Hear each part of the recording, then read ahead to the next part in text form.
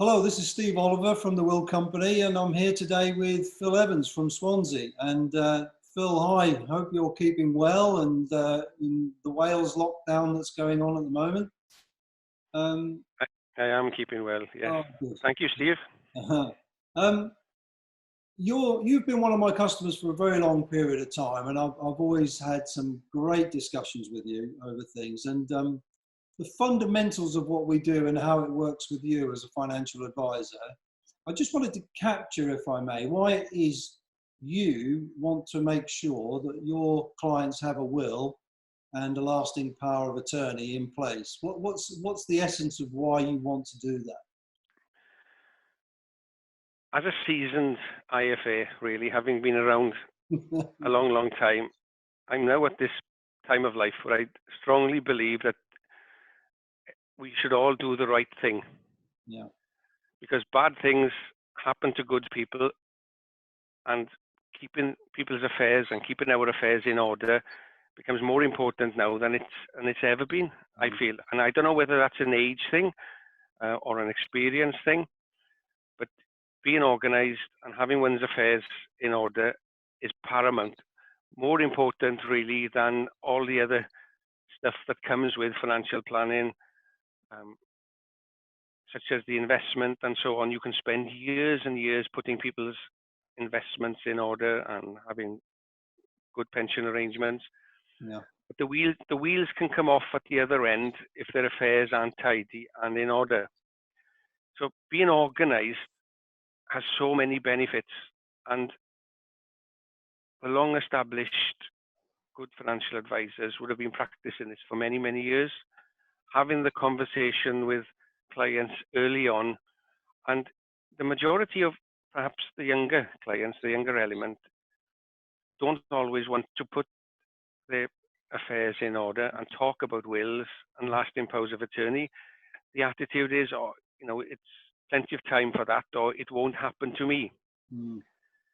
But the key is to keep chipping away and keep mentioning it and showing that you're coming from a place of care and concern. Because as we go on, we deal with people's affairs on a regular basis, and we see when things have been done properly and how smooth it can be. And yet, when things haven't been done properly and their affairs aren't in order, how long drawn out the winding up process can be and how costly it can be. So being tidy and organized has so many benefits. And I just wish that most or more financial advisors would have this conversation early on in the relationship, really.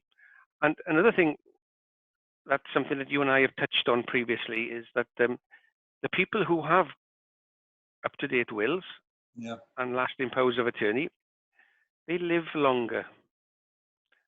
What do you think of that then, Steve? Yeah, it's quite an interesting concept, isn't it? And I know it's taken me a few years to find out some of the reasoning behind it, but overall it tends to be that style of, if somebody's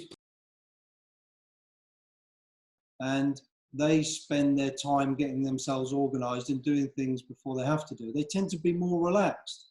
Have you I mean, if people are more relaxed, they probably live longer just because of that. But have you found that your clients have said to you that they're relieved they've got it done? Is that sort of a feedback you've got?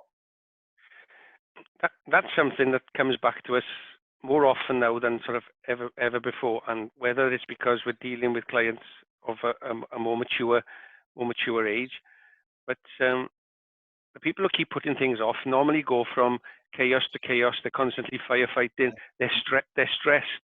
Yeah. The organized people, the ones that get up in the morning, do their bed, put everything in order, they tend to put their lives in order as well, and it's less stressful. It's peace of mind, and it's going back to the way we do things.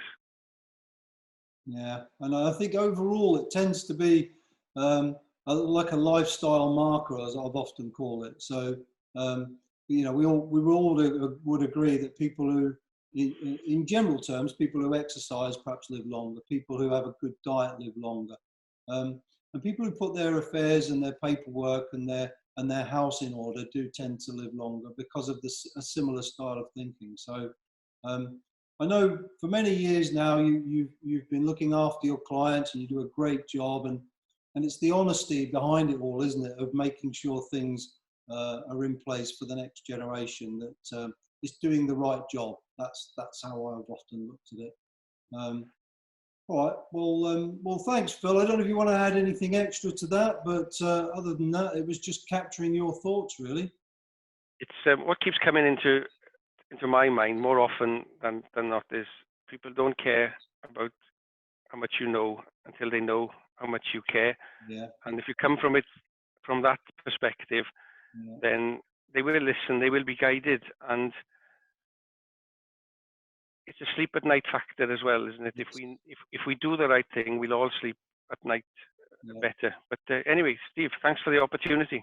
Oh, it's great. It's good to see you again, Phil, and keep safe in sunny, or is it wet, Wales? But look forward to speaking to you again soon. Thanks for doing today. I really appreciate that.